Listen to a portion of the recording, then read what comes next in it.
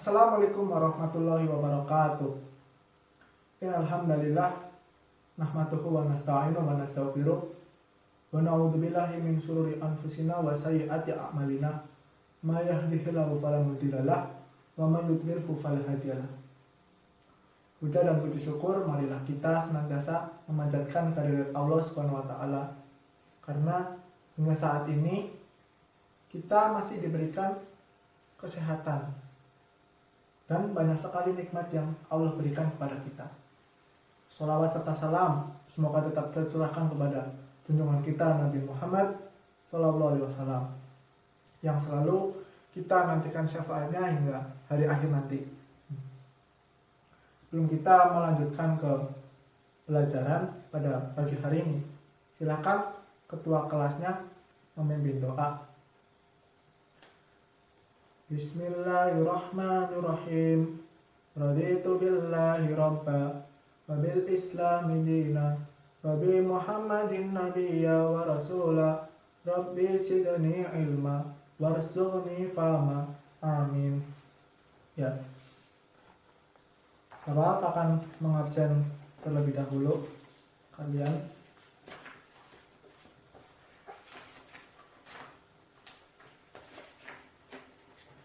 Yang pertama ada Alif Alfisa Fitri, ada Alfil Firmansyah hadir. Beni hadir. Dea Saputri hadir. Elin hadir. Irsyad Nur Faisal hadir. Alhamdulillahirrabbilalamin ya. Hari ini hadir semua. Tidak ada yang sakit ataupun alfa. Sebelum kita melanjutkan pelajaran pada pagi hari ini, Bapak akan mengulangi pelajaran minggu lalu, yaitu tentang apa? Benar sekali, adab makan dan minum. Apa sih yang dimaksud dengan adab makan dan minum? Ada yang tahu? Ya, silakan Irsyad. Ya, benar. Adab makan dan minum merupakan tata krama atau tata cara yang baik ketika kita makan dan minum. Nah, tata cara makan dan minum yang baik. Apa saja sih tata cara makan dan minum yang baik? Ya, Dea silakan. Ya, benar. Yang pertama itu kita mencuci tangan terlebih dahulu ya. Yang kedua, membaca doa sebelum makan. Yang ketiga, dimulai dari pinggir piring, karena berkah itu ada di tengahnya piring ya. Ketika makan, dan yang keempat, ketika makan dan minum itu tidak boleh bersuara. Dan ketika makan dan minum itu sambil duduk, tidak dengan sambil berdiri. Yang kelima, setelah makan dan minum membaca doa ya. Doa setelah makan dan minum ya. Sebelum kita memulai pelajaran pada pagi hari ini, Bapak akan menjelaskan tujuan pembelajaran pada pagi hari ini. Tujuan pembelajaran pada pagi hari ini adalah setelah kita membaca materi tentang dakwah Nabi Muhammad di Mekah, kita dapat memahami nilai-nilai apa saja sih dari misi dakwah Nabi Muhammad di Mekah. Yang kedua, kita dapat menghargai jasa Nabi Muhammad ketika di Mekah, ketika berdakwah di Mekah. Yang ketiga, melalui dakwah Nabi Muhammad kita bisa menerapkan dalam kehidupan sehari-hari ya. Baiklah, bisa dilihat materinya halaman 40, yaitu tentang kearifan Nabi Muhammad mewujudkan kedamaian. Ya, sembari melihat materi bisa juga dilihat ya pemaparan dari Bapak di proyektor. Kearifan Nabi Muhammad Shallallahu Alaihi Wasallam mewujudkan perdamaian. Ya, yang pertama itu ada sebelum kita memasuki sejarah peradaban di kota Mekah, dakwah Nabi Muhammad di Mekah, Bapak akan menjelaskan tentang kepercayaan masyarakat Mekah sebelum Islam. Ya. Jadi awalnya orang-orang Mekah itu menganut agama tauhid yang dibawa oleh Nabi Ibrahim alaihissalam. Nah, kemudian setelah Nabi Ibrahim wafat diteruskan Nabi Ismail alaihissalam, yaitu putra beliau Nabi Ibrahim. Namun setelah Nabi Ismail itu wafat, mereka orang-orang Mekah itu meninggalkan agama tauhid yang dibawa oleh Nabi Ibrahim dan Nabi Ismail. Berawal dari Amir bin Lubai, yaitu pembesar dari suku Khuza'ah. Dia melakukan perjalanan ke Syam. Nah, Amir bin Lubai ini setelah kembali dari Syam, dia membawa berhala, yaitu Hubal, Lata, Uzza, dan Manat. Keempat berhala ini kemudian dijadikannya sebagai perantara untuk menyembah Allah. Ya, sebagai perantara, namun orang-orang Mekah itu akhirnya dibisik oleh setan sehingga mereka menyembah berhala itu. Nah, waktu itu disebut dengan zaman jahiliyah. Jahiliyah itu secara menurut bahasa disebut dengan bodoh. Maksudnya bodoh di sini mereka itu bukan bodoh dalam masalah keilmuan. Orang-orang Mekah, orang-orang Arab itu peradabannya sudah sangat maju saat itu. Namun jahiliyah di sini adalah mereka bodoh karena tidak menyembah Allah SWT, seperti itu. Nah,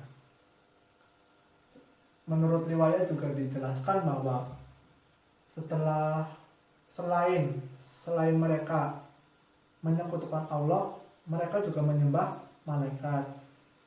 Terus ada yang menyembah jin, ada yang menyembah setan, ada yang menyembah matahari dan lain-lain, seperti itu ya. Lalu kondisi sosial masyarakat Mekah sebelum Islam. Masyarakat orang-orang Mekah itu dikenal orang-orang yang pemberani, orang-orang yang kuat, pandai dalam masalah syair, mereka itu ahli, dan mereka itu terkenal orang-orang yang loyal terutama dalam kesukuannya, loyal dan royal. Loyal itu saling mencintai, dan royal itu saling menyayangi, gitu. Mereka juga terkenal orang-orang yang ramah. Nah, akan tetapi di balik semua itu, keadaan sosial penduduk Mekah itu senang yang namanya berjudi, berzina, terus apalagi minum minuman keras atau meminum khamar, merampok, ya, itu sudah biasa di sana. Itu ketika sebelum Islam datang.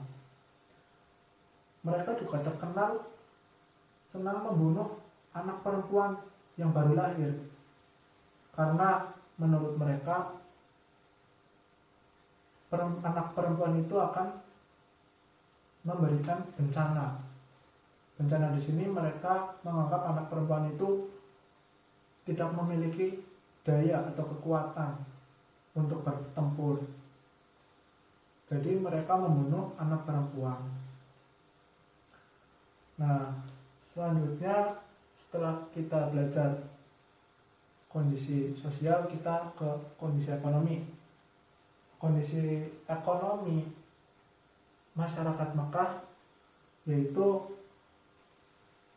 sebagian besar penduduk Mekah itu berdagang. Selain berdagang, mereka juga pertanian. Ada juga yang berternak. Nah, Nabi Muhammad sendiri ada yang meriwayatkan bahwa pekerjaan Nabi Muhammad adalah seorang pengembala kambing, seperti itu kan. Nah, biasanya pertanian itu di tempat-tempat yang daerahnya subur. Nah, di Arab sana seperti Madinah, Taif, Najd, Khaybar, dan Yaman ya. Itu di Mekah. Nah, pertanian, perniagaan itu dikuasai oleh suku Quraisy. Suku Quraisy itu menguasai perniagaan di Mekah. Karena di Mekah sendiri alasan mereka itu suku Quraisy sebagai penguasa perniagaan, karena di Mekah sendiri itu ada yang namanya Ka'bah ya, Masjidil Haram, tempat untuk melaksanakan haji. Seperti itu. Yang berikutnya adalah keadaan politik masyarakat Mekah sebelum Islam. Sebelum datang Islam, Arab itu memiliki tiga kekuatan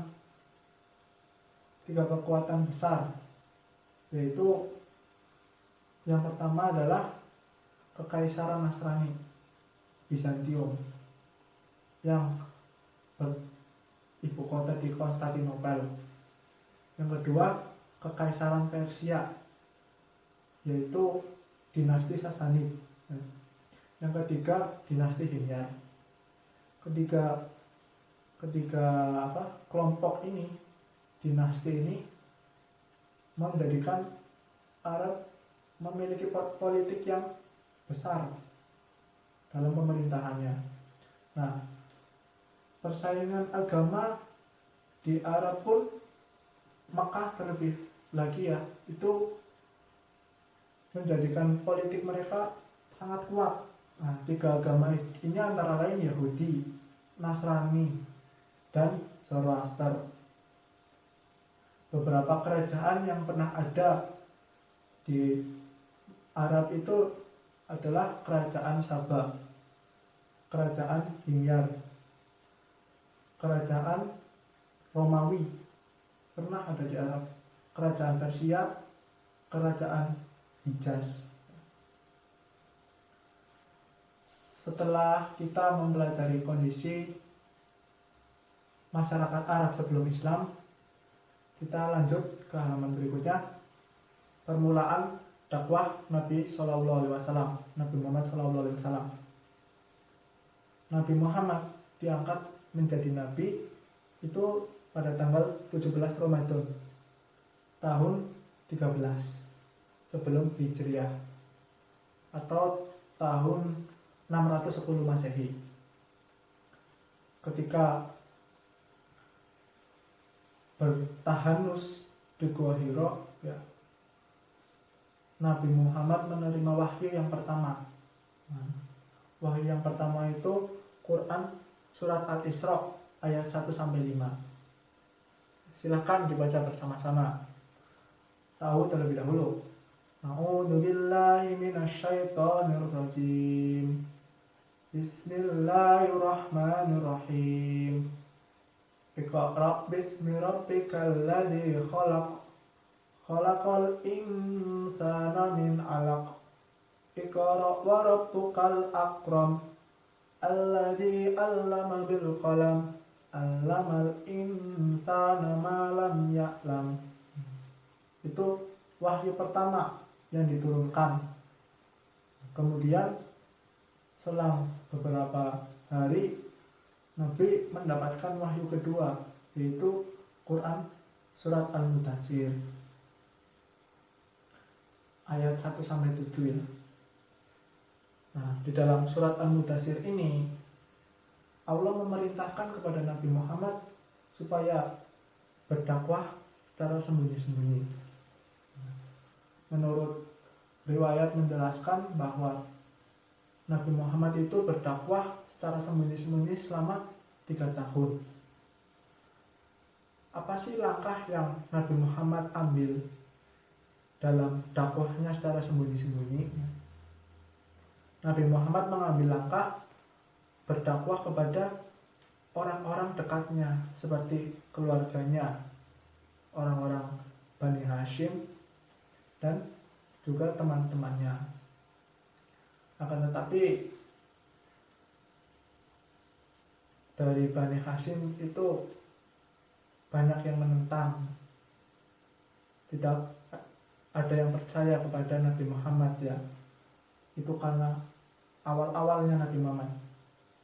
Nah, kemudian langkah selanjutnya Nabi Muhammad itu menjadikan rumah Al-Arqam bin Abil Arqam Al-Maksumi sebagai tempat Nabi Muhammad berdakwah. Pada periode pertama Nabi Muhammad berhasil membuat iman ya. Yang pertama adalah istrinya, yaitu Siti Khadijah. Nah, Siti Khadijah ini perempuan dewasa pertama yang masuk Islam. Yang kedua adalah Ali bin Abi Thalib atau sepupunya Nabi Muhammad.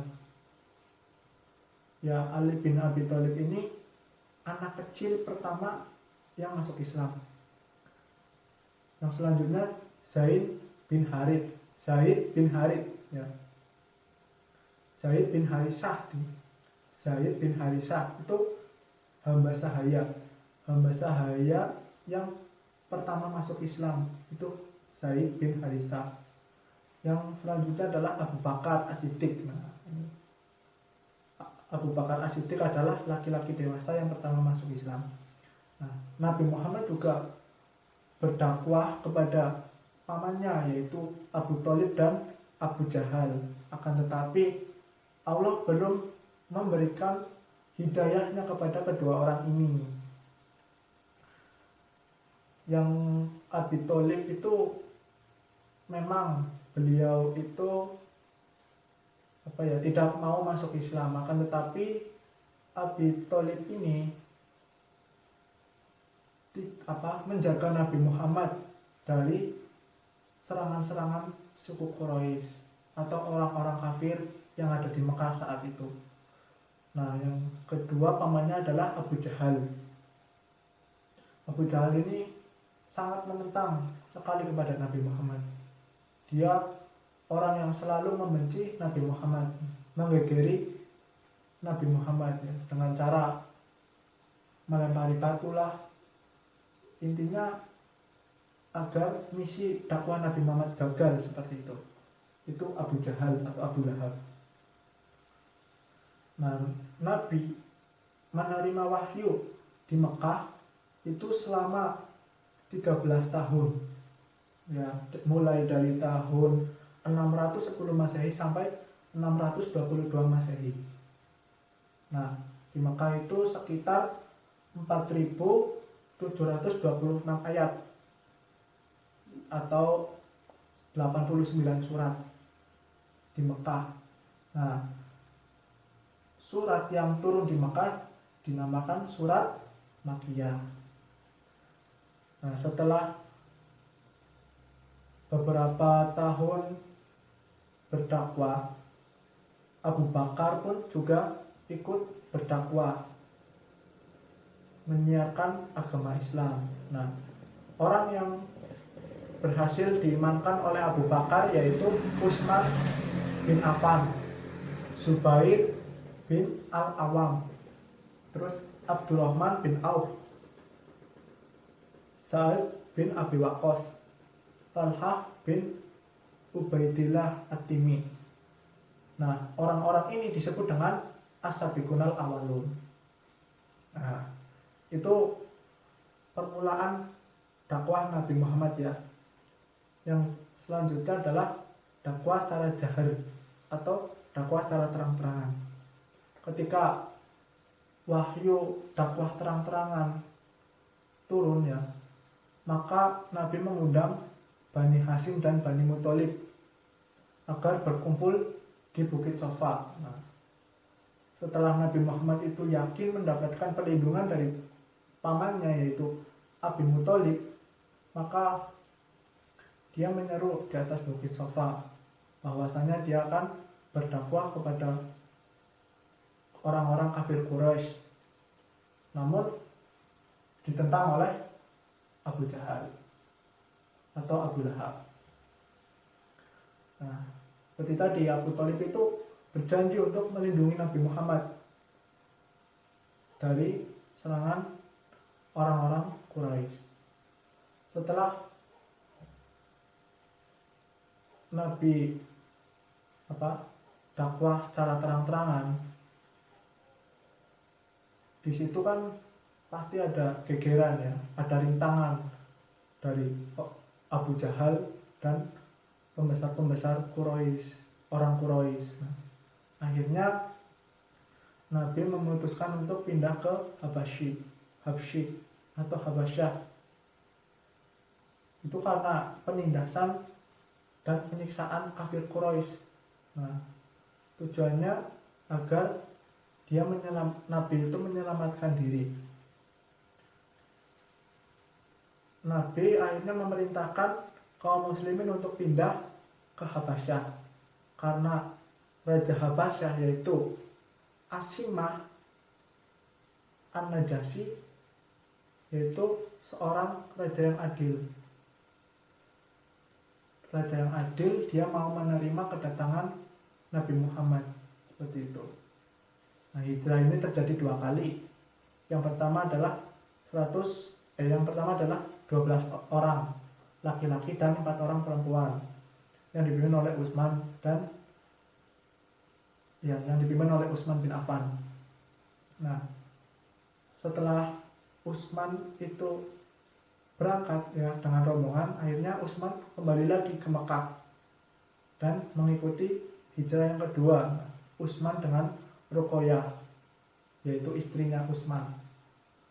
Akhirnya berangkat bersama Nabi di periode yang kedua. Setelah itu yang selanjutnya adalah hijrah ke Thaif. Pada tahun ke-10 kenabian, Nabi itu kehilangan 2 orang yang dicintai oleh Nabi, yaitu yang pertama adalah Siti Khadijah ya, atau istrinya Nabi. Yang kedua adalah Abu Muthalib. Nah, di tahun ini Nabi benar-benar mengalami kesedihan, tahun kesedihan ya, disebut dengan tahun kesedihan.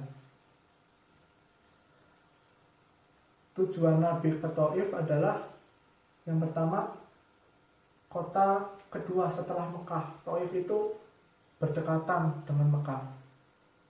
Nah, di Thaif itu ada Bani Sakif dan menurut Nabi ya, jika mereka itu berhasil masuk Islam, orang-orang Thaif itu, maka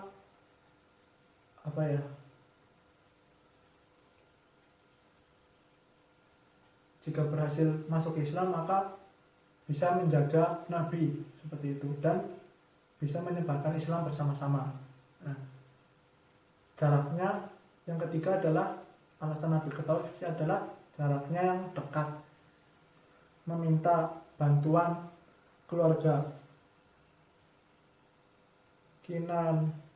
Kinanah ya, meminta bantuan kepada keluarga Kinanah atau Abu Jalail dan Mas'ud. Nah, Kinanah dan Abu Jalalail dan Mas'ud ini adalah pembesar di Thaif. Nah, mungkin sekian yang dapat Bapak sampaikan. Bila ada tutur kata yang tidak berkenan, Bapak mohon maaf yang sebesar-besarnya. Selanjutnya adalah sesi diskusi ya. Bapak ada poster.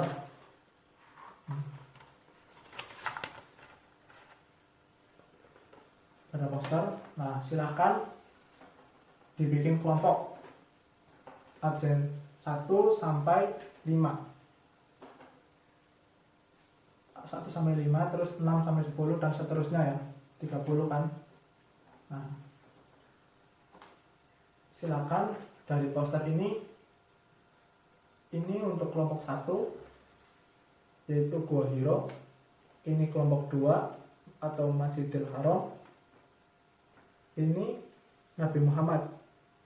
Nah, ini dakwah Nabi Muhammad secara sembunyi-sembunyi. Nah, ini menyembah berhala. Dan ini hijrah. Nah, silakan anak-anakku sekalian, kalian membuat peta konsep atau mind mapping dari poster tersebut. Ya, silakan. Waktunya Bapak kasih 5 menit ya. Ya, insya Allah cukup. Ya, waktunya selesai. Silakan dari kelompok 1 mempresentasikan hasil diskusinya. Ya, bagus. Berikan tepuk tangan yang meriah untuk kelompok 1. Yang selanjutnya kelompok 2. Ya, terima kasih kelompok 2. Berikan tepuk tangan yang meriah untuk kelompok 2. Ya, terima kasih semuanya kepada kelompok yang telah mempresentasikan hasil diskusinya. Semoga apa yang kita pelajari pada pagi hari ini dapat bermanfaat untuk kita sekarang dan selamanya. Jadi setelah kita mempelajari dari misi dakwah Nabi Muhammad di Mekah, kesimpulannya adalah kita